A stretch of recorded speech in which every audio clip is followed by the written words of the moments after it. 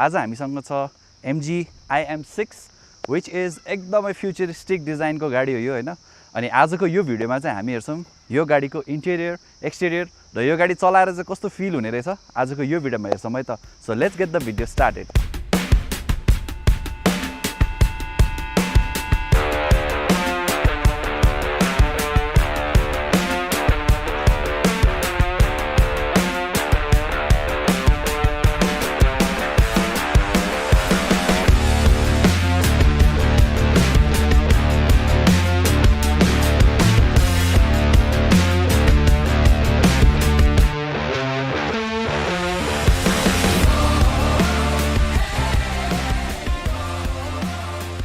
IM6 भन्ने चाहिँ अब तपाईले नयाँ ब्रान्ड होला भन्ने सोचिरहनु भएको छ भने यो चाहिँ MG को एउटा प्रिमियम सेगमेन्टको भेहिकल हो जुन चाहिँ फ्युचरिस्टिक फिचर्सहरु पाउन सक्छौं।